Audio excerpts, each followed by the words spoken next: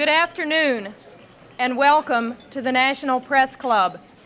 I'm Vivian Valberg, president of the club and correspondent for the Daily Oklahoman. I want to welcome all those National Press Club members and guests who are in our audience today, and also those listening to this luncheon live over the more than 260 stations of the National Public Radio Network. In addition, this luncheon will be carried on a delayed basis by the more than 1,100 cable television stations affiliated with C-SPAN, the Cable Satellite Public Affairs Network. If you have questions for our speaker, and I hope that you will, please write them on the cards which are at your table and send them up to me. I'll ask as many as time permits. You should know that our speaker next Monday will be Senator Robert Dole, chairman of the Senate Finance Committee. And on Thursday, our speaker will be Alan Newharth, chairman and president of the Gannett Company, which has just introduced a new national newspaper. Now for the introduction of our distinguished head table guests. If you will withhold your applause until I've finished introducing them all, and if they would stand as I call their names. The Washington Bureau Chief of the Scripps League newspapers who organized today's luncheon, Lee Roderick. The United States Deputy Chief of Protocol, Thomas Nassif. The Minister of Trade of the Philippines, His Excellency Roberto Ungpin. National Editor of Hearst Newspapers, Joseph Kingsbury Smith. The Assistant Secretary of State for East Asian and Pacific Affairs, the Honorable John Holdridge. The Ambassador of the Philippines, His Excellency Benjamin T. Romualdez. Publisher of the Washington Times, Jim Whalen. The Minister of Information of the Philippines, His Excellency Gregoria Sendanya. United Press International Diplomatic Correspondent Jim Anderson. United States Senator from Hawaii, the Honorable Daniel K. Inouye. Prime Minister of the Philippines, His Excellency Cesar Virata. From Crane Communications, the Chairman of the National Press Club Speakers Committee, Stanley Cohen. The Minister of Foreign Affairs of the Philippines, His Excellency Carlos Romulo, I'm sorry.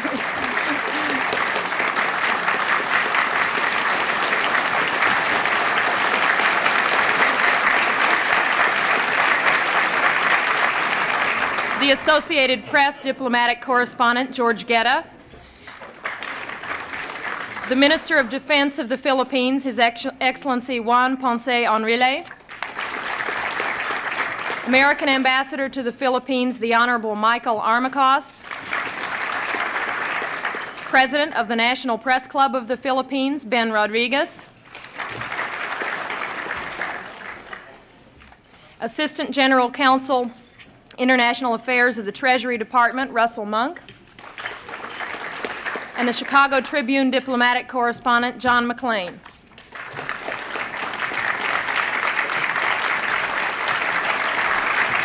Thank you.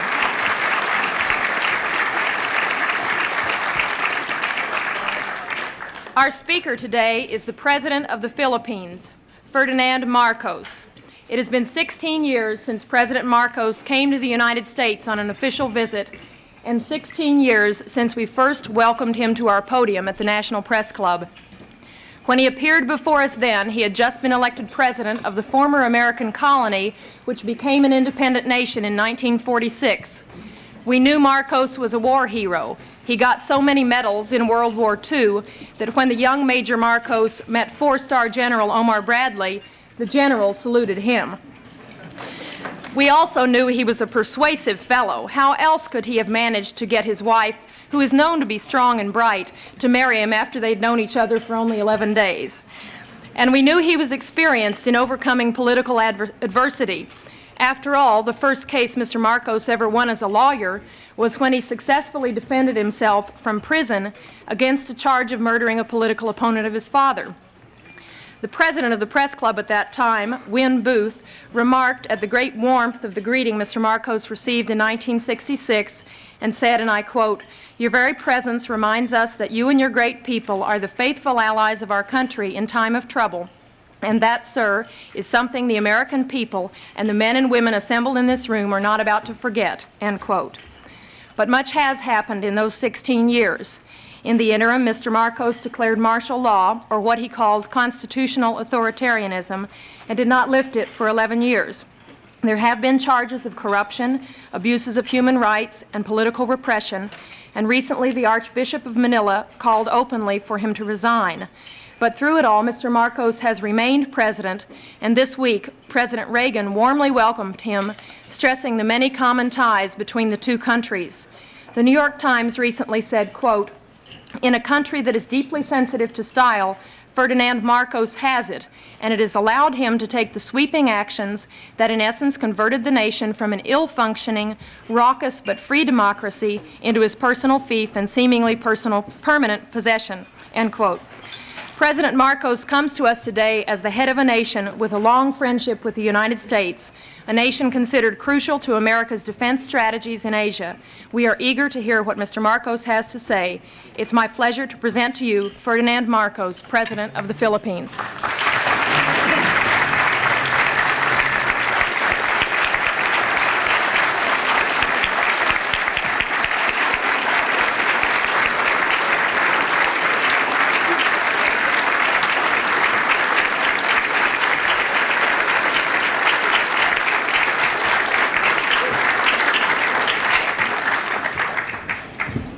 Thank you very much, Madam President.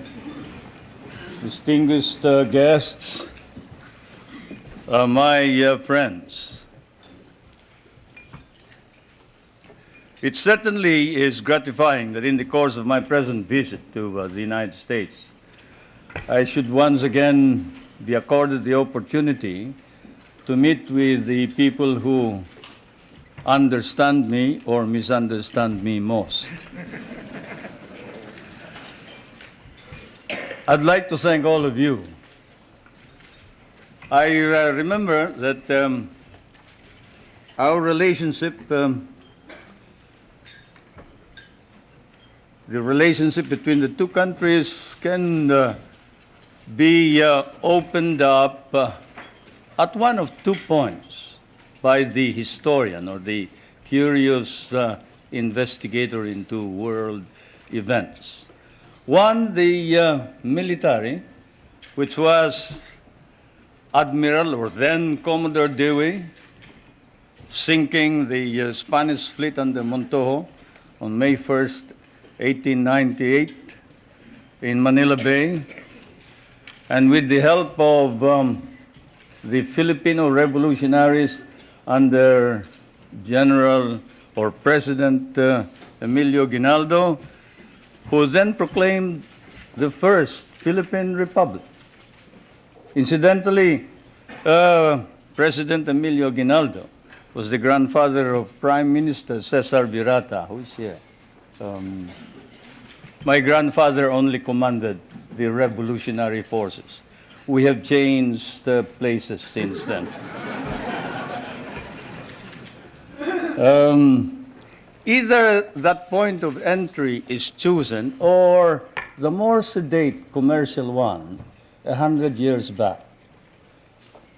1796, the brig Astrea, sailing out of Salem, Massachusetts, towards Lisbon, and then to Manila, selling her wares there for 5 months, carrying that amateur and self-taught mathematician and navigator, Nathaniel Blow-Ditz, whom you must have heard, who later in 1806 authored The Practical American Navigator, for he had discovered the simple way of determining longitude through the long voyage across the Pacific. The American government bought the rights after 2 editions, and it has become standard text for all those who study salesmanship from Kings Point to Annapolis. Either way, it has been dramatic and historic, and it was always to be so. There was always extreme on both sides, enmity, if not enmity, extreme friendship, a relationship of love, hate. And this is my fate and destiny. I thank you all for this privilege and this honor. It may be said that an official journal like mine ought always to visit with this press association, for, as someone once observed correctly, the American press is, of course, the fourth branch of government in this country. And then also it is well to remember that the so-called solicitude with which Americans regard developments in the Philippines is perhaps now more pronounced than in the devoted reportage by the American press on our country. This keen of the American interest of the American press notwithstanding, there is, I fear, some confusion in this country of what is happening in the Philippines today. It has been one of the shocks I encountered while preparing for my present journey, and also upon arrival here in Washington, to read in one of your outstanding papers a statement to the effect that the Philippines is still under military rule, which it is not, and that there is no civil government. Such misstatements, whether intended or otherwise, conveniently merge with more accurate reporting about the true situation in the country, resulting in much confusion and misimpressions about our country, require clarification. So perhaps I should begin by stating first a few basic facts about our country without too much embroidery. The Philippines is a republican state with a duly elected government at national and community level. We have a national constitution duly drafted by a constitutional convention, elected and convened in 1970, and duly ratified by our people in 1973. Under that constitution, ours is a modified form of presidential government with a National Assembly constituted by assemblymen elected by regions in 1978, and a president directly elected by the people in 1981. Legislative power is vested in that National Assembly, while the executive power is vested in the president. And the party in power, the party that won the most number of members in this National Assembly, choose the leader of the legislature, and the leader is the Prime Minister, and he's no other than Prime Minister Cesar Virata.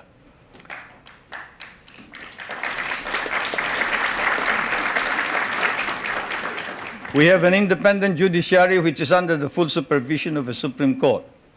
While it is claimed that human rights are not protected by the courts, or that civil rights are not duly enhanced by the Constitution, because there is no way of seeking, say, the remedy of a writ of habeas corpus.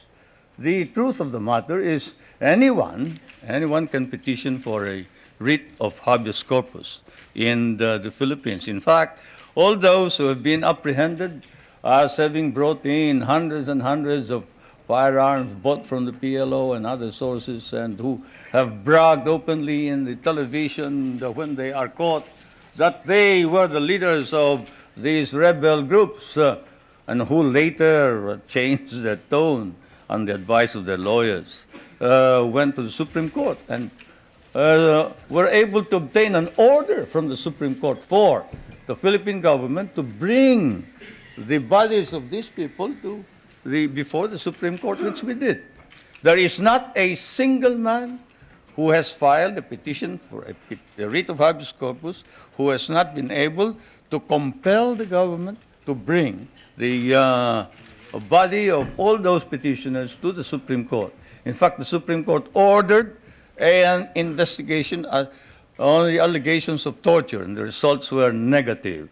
The doctors testified that they examined all of these persons, all these petitioners, during the period of confinement, and they never complained about any mistreatment or torture, and some indiscreet remark indicated that this was merely said on the advice of the lawyer as a preparation for defense in the criminal trial.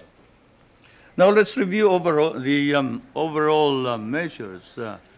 All measures that have been issued by the President were issued at his instance alone? No. They are issued after a meeting of what is known as the party caucus. You who have studied constitutional law know that in a modified parliamentary or presidential form of government, the President actually doesn't make the decisions. He may lead the party, and therefore in the caucus, he may exert influence in the caucus, but the caucus decides what is going to happen, what is the policy to be adopted. In fact, our Constitution institutionalizes this procedure and states that the program and policy of government shall be adopted by the cabinet, submitted to the President for approval, but shall be responsible to the members of the National Assembly or the Batasang Pambansa, and for which the Prime Minister must stand. If he is rejected, then he must quit, he must resign, and a new Prime Minister must be appointed. Now, all cases are appealable to the Supreme Court, including cases of security against the state. We have a system of local government and administration throughout the country. In all, there are 73 provinces, 60 cities, 1,502 municipalities, 42,000 barangays, in each of which there are regular elections. Barangays are the villages. We just had elections this year. The election for president occurred in 1981. Under the Constitution, the people have a right of recall. They can recall anyone who has been elected by 1/5 of all the voters who voted in the last elections. A vote of 1/5 will suffice to call a new election for any given post. Our Constitution likewise provides for a Bill of Rights, which guarantees protection of the political and civil rights of all individuals, regardless of color or creed. Incidentally, that statement allegedly made by Cardinal Sin has been denied by Cardinal Sin. I was surprised that you haven't heard about it. This just goes to prove that there is some time lag when you move towards the West.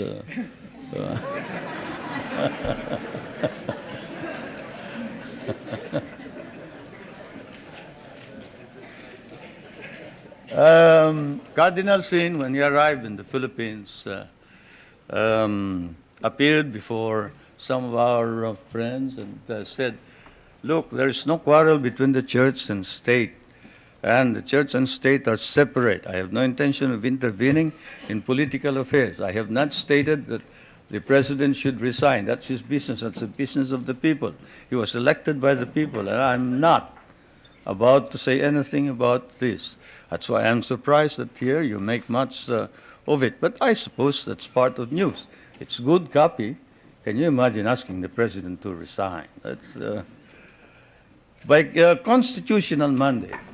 Social justice is a matter of national policy and a priority objective of government. And this is why one of the first reforms was land reform. You know, when I proclaimed martial law, I didn't proclaim martial law alone. It is made to appear as if I just signed the decree and said, I impose martial law on each and every one of you. No. I asked the legislature to please pass a law proclaiming martial law because there was anarchy in the country. Now, let me say this. The opposition was strong.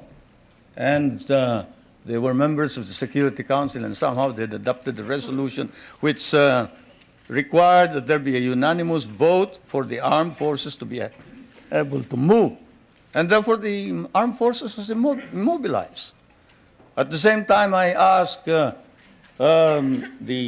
opposition party to come and join me in a coalition government. I offered one half of the cabinet. And of course, they laughed at me and said, Why should we join you? We're going to take over the government.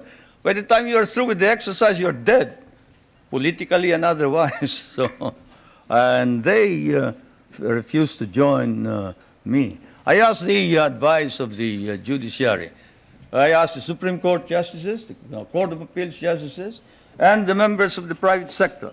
And all of them told me there's only one man who can proclaim martial law, and that is the president. And you are it. You are the only one who can proclaim martial law. This is why I must carry this particular mark in our history. I could not have transferred it to the legislature. Why? Because the legislature did not have the power. What does the Constitution provide?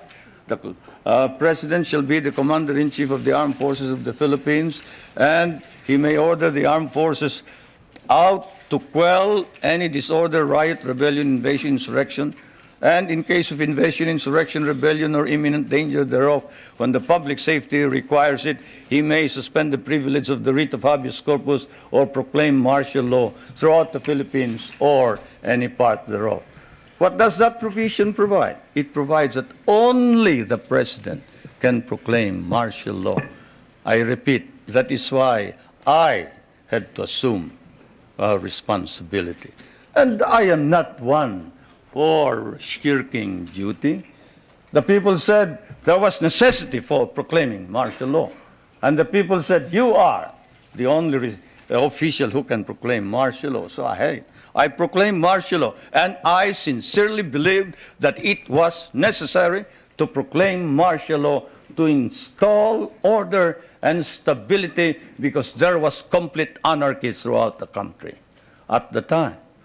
Now, therefore, at that particular period, what was the status of our government? Our government was immobilized, impotent. The armed forces could not move out. The industry was not at all in any way moving. There was no income coming into government. Everybody was running away. They burned the U.S. Partly burned the U.S. Embassy, tried to burn it anyway. They tried to kidnap the American ambassador. American ambassador was Ambassador Byroad. And they tried to kidnap our foreign minister, Romulo, whom you just saw today. And I told him, you better disappear because I will not ransom you.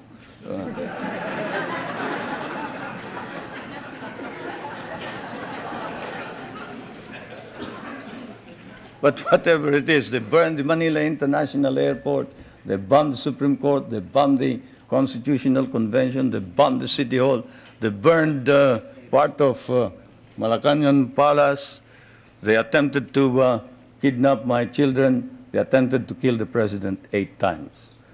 There was, of course, an attempted assassination against the First Lady. You all know about that. And this required that I immediately act on it, and so I did. Now, we established land reform. We were fighting a group known as the Hukbalahap, Hukbong Nagpapalaya ng Bayan. It was socialist inclined. It was leftist. But they were friends of mine because we had fought in the Second World War together. And so I approached them and I said, look, I'm going to establish land reform. If you're fighting for land reform against the feudalistic agrarian system, then you must join me. And they did. I want to introduce to you the leader of that rebellion, who is now present and is a part of the government, Mr. Luis Taruk.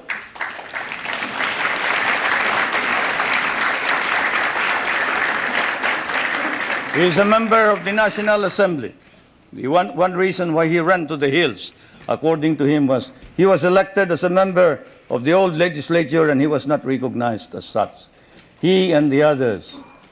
Now I want to introduce to you another leader of the Free Farmers Federation, which is also composed of farmers who wanted reform, but who are fighting for reform, but who are now joining in the effort to establish political stability and economic prosperity throughout the country, and who was Dean of the College of Law of the University of Ateneo, but abandoned his deanship in order that he may join in the effort to attain the noble mission of this new society. I refer to National Assemblyman Jerry Montemayor, President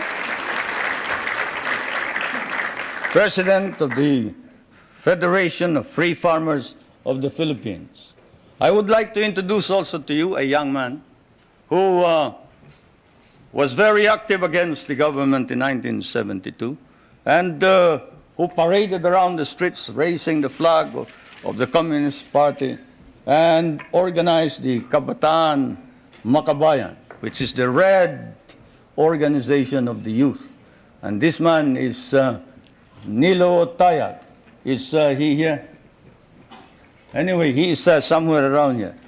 But they have all joined, all these activists, to prove to you that all these stories about our being oppressive against our enemies and our friends, they've all joined the government to help reform and drive out all the corrupt people in the government. We have an ombudsman. We are the only country with an ombudsman. You know what an ombudsman is. He is the officer who watches over the corrupt officials of government. And this man has charged more than 1,000 officers and employees and sent most of them to jail. Is Justice Pamaran here? He must be somewhere around. Where's Justice Pamaran? There he is. There's the ombudsman.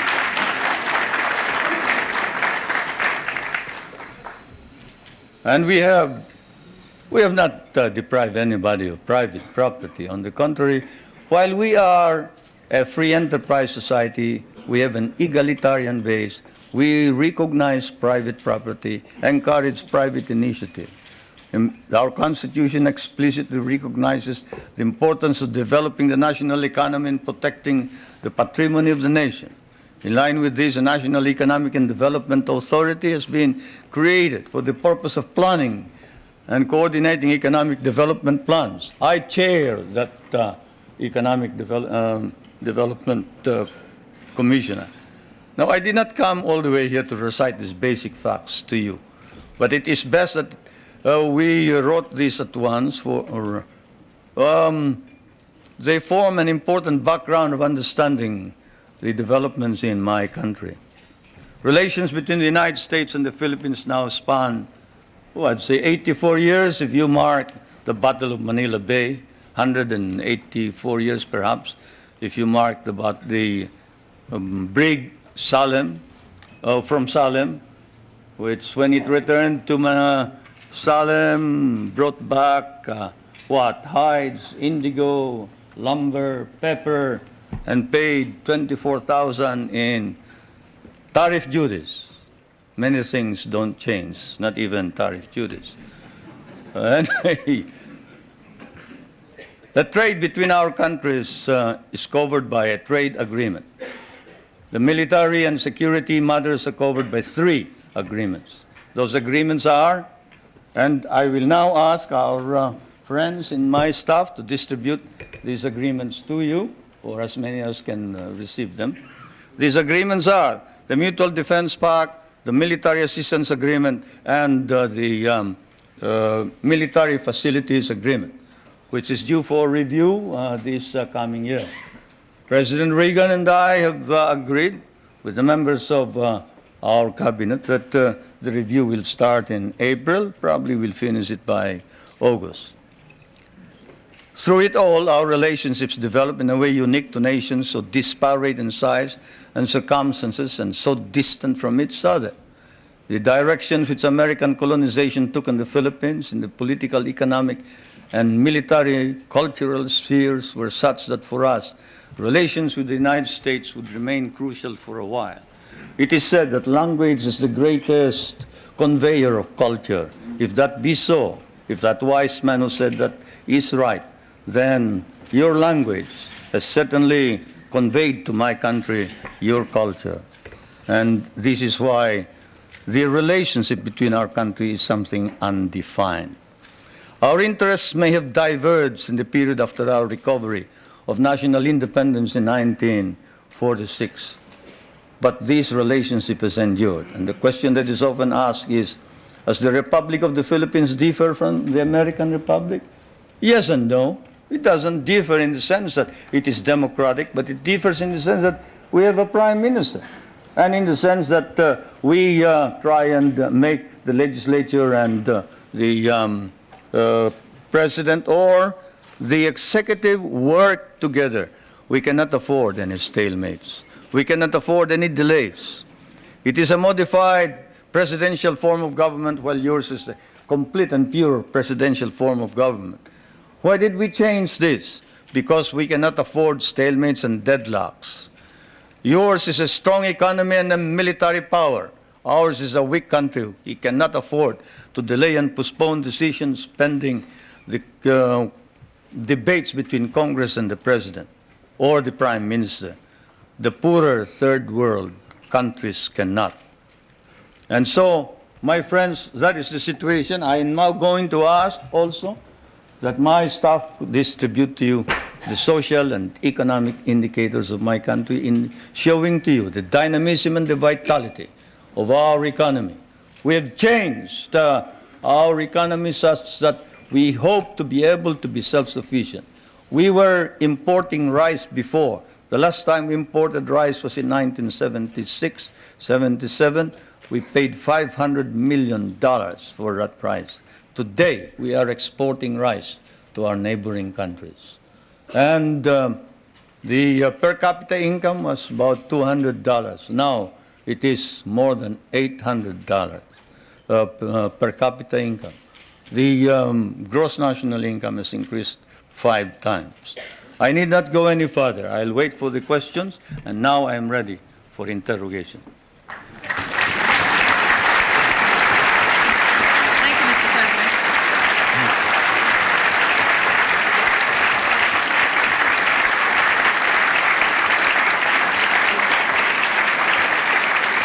Thank you, Mr. President.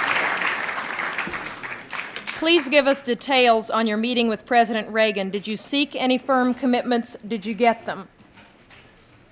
Well, a firm commitment as to when we are going to review the basis, yes. A firm commitment that a mechanism be set for the study of our economic problems, yes.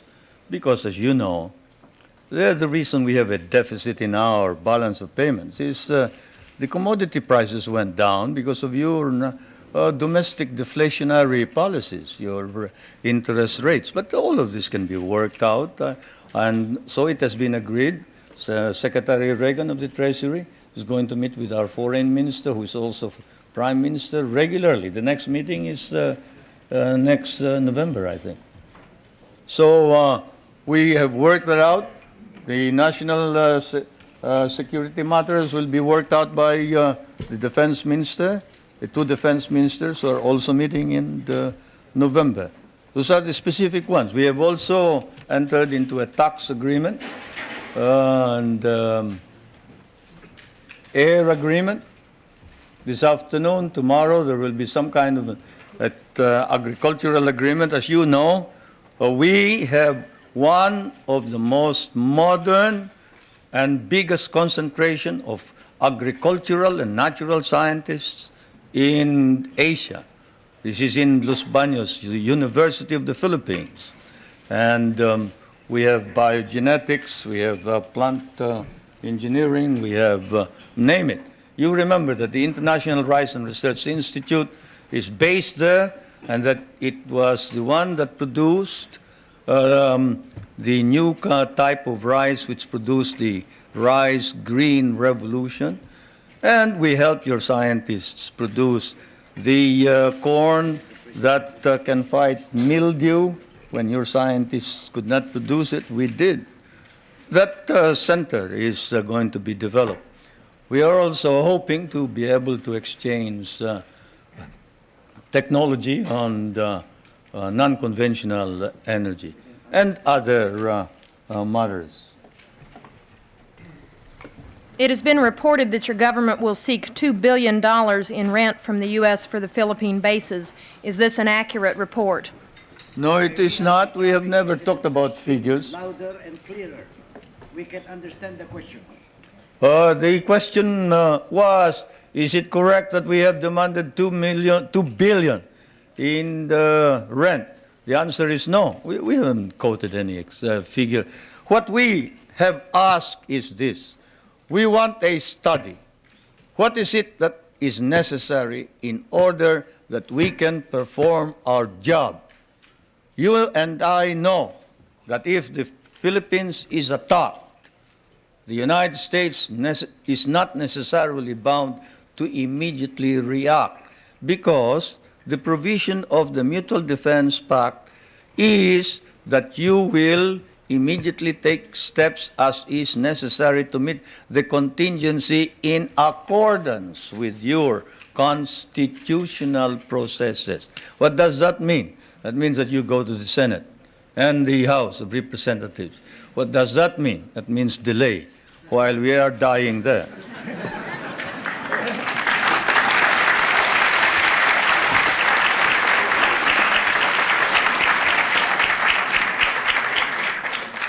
Most of our allies in Europe, concerned about resisting communism, give the U.S. free bases and even share the cost. Why shouldn't we expect the same kind of cooperation from the Philippines instead of demands for more rent? Well, for one thing, you haven't exactly paid for what we lost in the last war. If we must make an accounting, 75% of our cities were devastated in the last war. We lost 1 million men. Shall I quote you the statements of Roosevelt and MacArthur that every Carabao will be paid for? Shall I tell you that the veterans who were inducted into the USAF, the United States Armed Forces of the Philippines, of the Far East, your armed forces, were paid only 1/2 the salary of your soldiers? Shall I tell you that we almost turned communists because you refused to recognize us? Shall I tell you that I had a difficult time stopping my guerrillas, 25,000 of them from joining the communists, because precisely you sort of forgot that we had done the fighting for you, you know, and we were parts of your armed forces. But in fairness to the American Congress, when we came here and we called attention to the fact that we had been abandoned and forgotten, they themselves, in outrage, immediately passed a law recognizing the services of the Filipino and reinstating them as parts of the United States Armed Forces in the Far East, including back pay and benefits. That, Madam President, is the answer, in addition to the fact that those people that you are talking about have been making money at the expense of the United States for quite a long time, while we have not.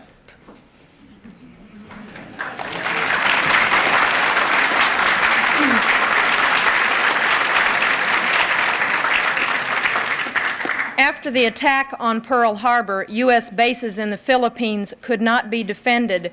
Why should we expect that in another war these bases would be more reliable? That's one of the questions that I wanted to find out.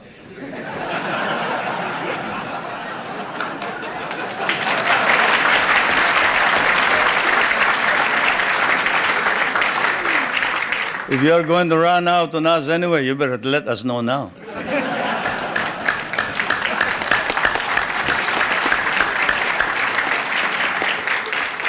Is it true President Reagan has not raised with you any concern about repression and human rights?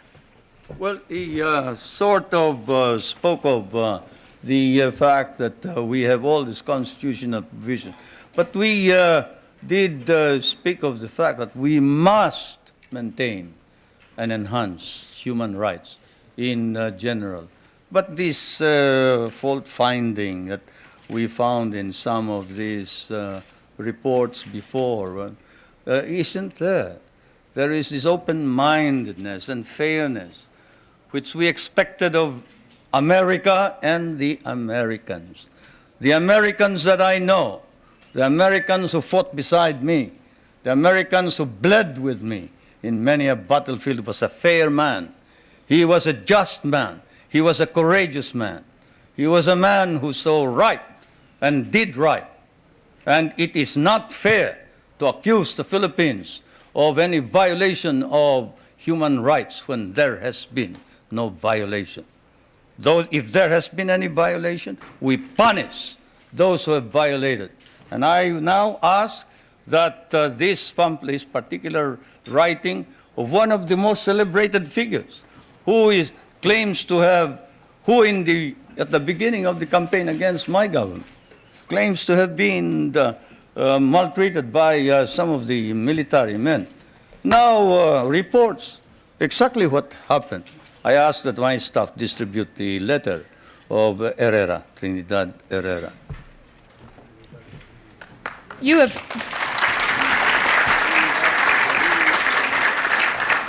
have indicated that the allegations about political repression and human rights are overblown.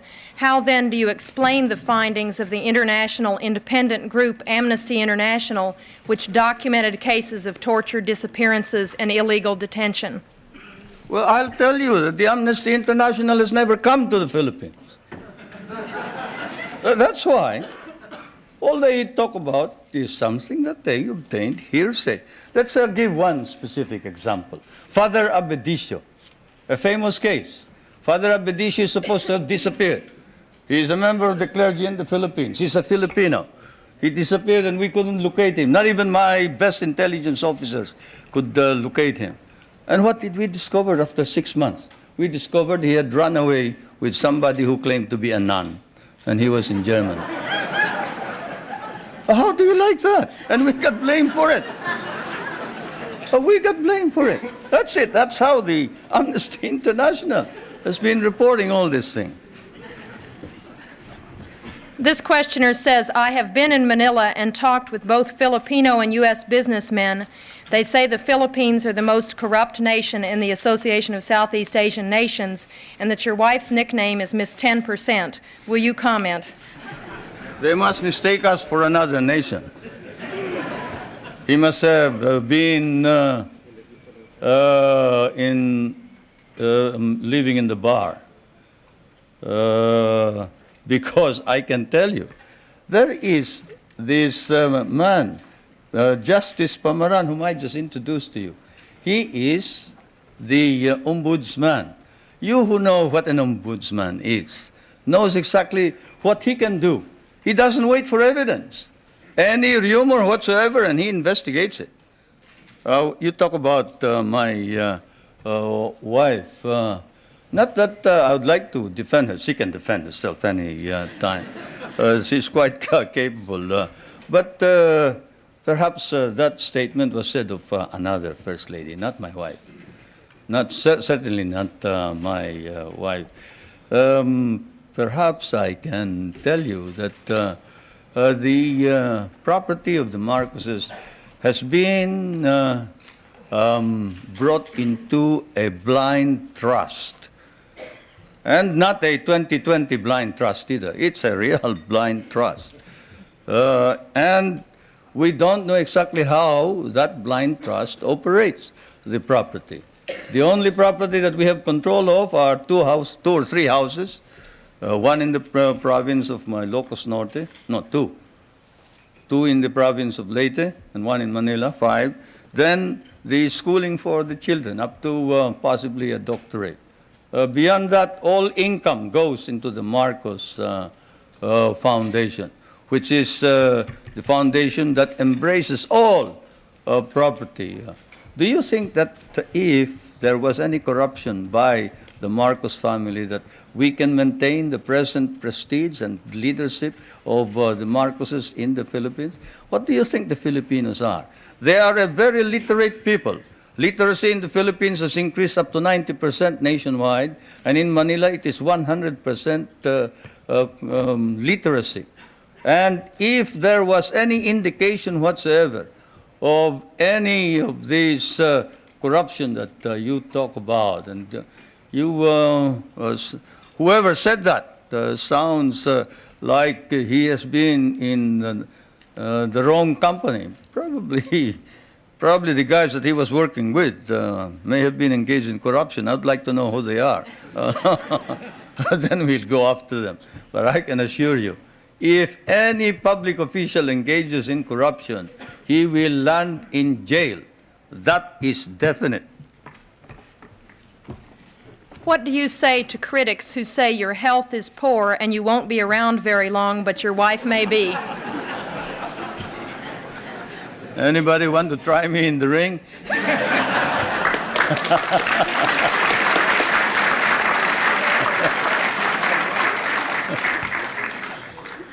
Yeah. Ridiculous. I refuse to answer questions like that.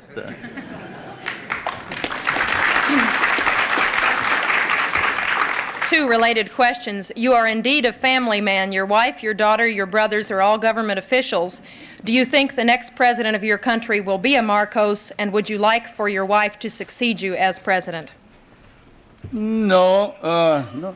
The problem here, of course, is that one, you do not understand Philippine politics. You see, first of all, my brother, did you say my brother was governor?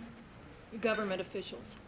My brother volunteered his services for Medicare. Did you want him to withdraw his voluntary services as a medical officer? He is serving our country practically free. He abandoned a very profitable medical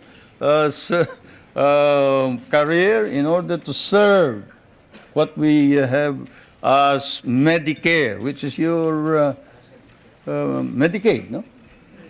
Yes. He is not a government official by any means. This is a voluntary organization. My wife was elected. He was elected because the candidates wanted to include him, to include her. They wanted somebody to carry them.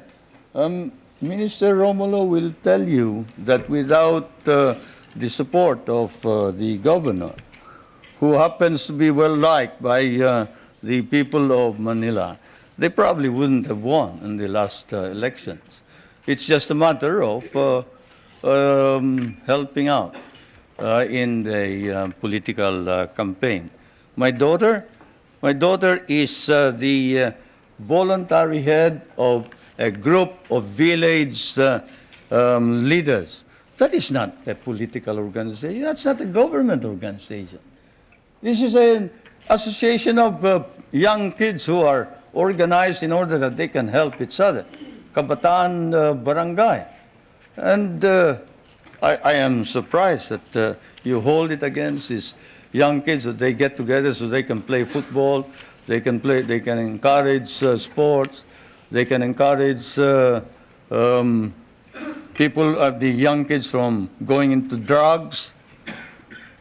Don't you think that you should also organize something here in the United States and get somebody to stop the young kids from going into drugs and instead go into sports? Well, that's what they're doing. Now, with respect to the other officials, the question, of course, doesn't specify. Let me put it this way. As I told you, our government is a caucus government, consensus. When the consensus of the party demanded that I appoint the First Lady as a member of the Executive Committee, I had an agreement with them, and that is that she would not become President or Prime Minister.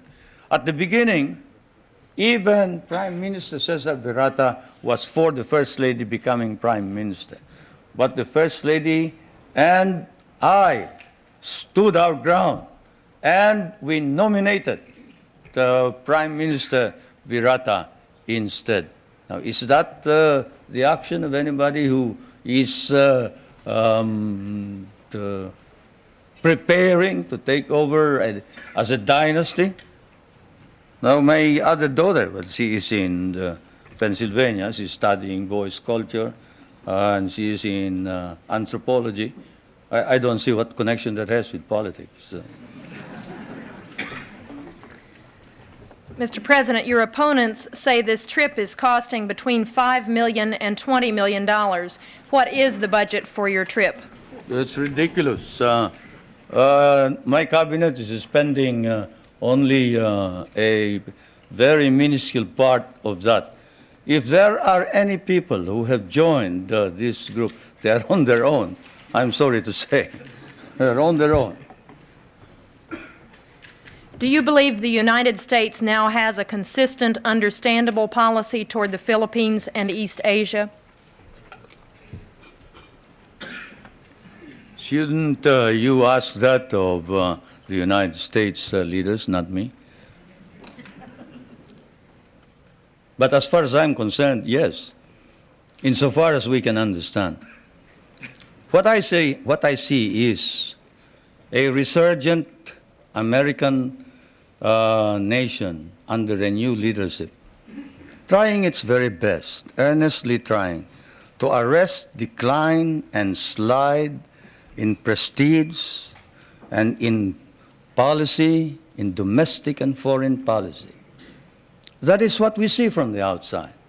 There is an earnest effort to prevent drift and confusion.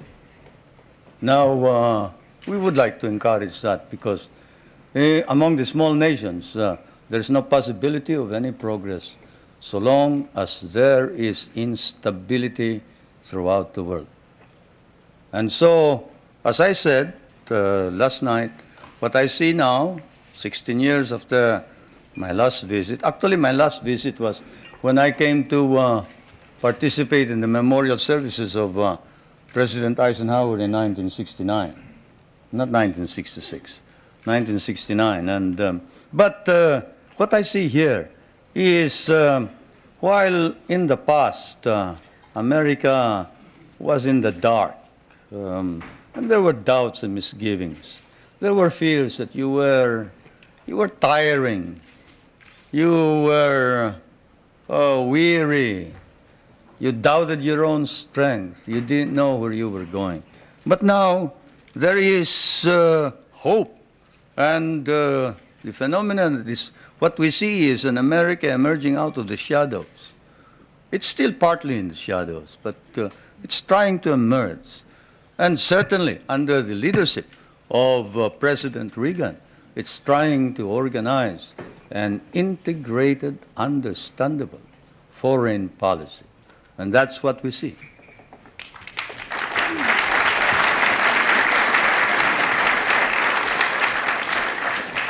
There is widespread malnutrition in the Philippines, and only 1/3 of your labor force has regular employment.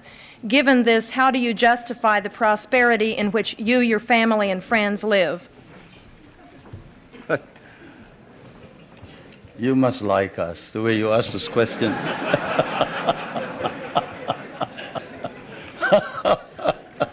Anyway, I don't know where you get your figures, but the unemployment figure in the Philippines is 4%.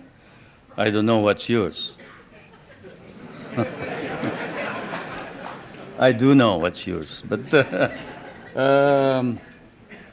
have you heard of the KKK, not the Ku Klux Klan, but we have a program which harnesses the energies of those who are half employed, like those who are in the farms.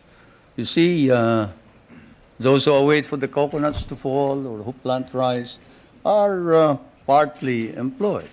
And so we allow them to engage in what we call small, medium-scale industries, contract work.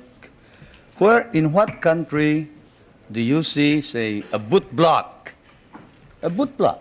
Go to a rural bank and say, look, I used to borrow money from this usurious lender here.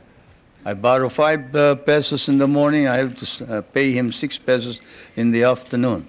Can't you lend me 50 pesos now and I will repay you later on? I have no collateral, I am unknown, I live in the streets. And in what country will you see the rural bank lend this bootblack money, after looking at his shoeshine stand and gathering all the other shoeshine boys and putting them to work and getting them to repay this indebtedness, not in a week, but perhaps even in a day. Or fishermen who live a hand-to-mouth existence. Even here, in your prosperous United States, can a poor fisherman go to a bank and borrow money on his name, on his signature? He cannot. But here in the Philippines, he can. A poor fisherman can go to the bank and say, look, I live in so-and-so, and the chairman of my village can certify that I am a poor fisherman. And I would like to organize a group. Can you lend us 5,000 so I can buy a motor, I can buy a net, I can buy a small boat, and we can improve our earnings. And under our laws, we have set aside funds which then are lent out. And we have been able to lend out about 1,200 million pesos under this scheme, and they have been repaid. They have been repaid, and that's the worst part about it, isn't it? Many people don't believe it, but they have been repaid. And so we have a situation where the work ethic has been encouraged. We tell everybody, you don't plant rice, you don't eat rice. You don't work, you don't get anything. But you work. We'll give you the wherewithal. We'll give you the funds. We'll teach you how to work if necessary. And we will see to it that we will sell your products. That's what's happening in the countryside. Not all this talk about corruption and this these ridiculous statements about people in government enriching themselves. When you have activists like Luis Taruk and Jerry Montemayor and Nilo Tayag and these men who were ready to kill the president, but who now says that the reforms that are being instituted are for the good and welfare of the country, you don't engage in any of this foolishness that you talk about. No, everybody is sincere and earnest about making our democracy work. And I can tell you that whoever has told you about these unwholesome observations about the Philippines, better come back to the Philippines. I'll pay for your trip so you can see what's actually happening. Thank you, Mr. President. Before I ask our final question, I want to present you with a certificate of appreciation for appearing once again at the National Press Club and with an updated version of the National Press Club necktie. Thank you.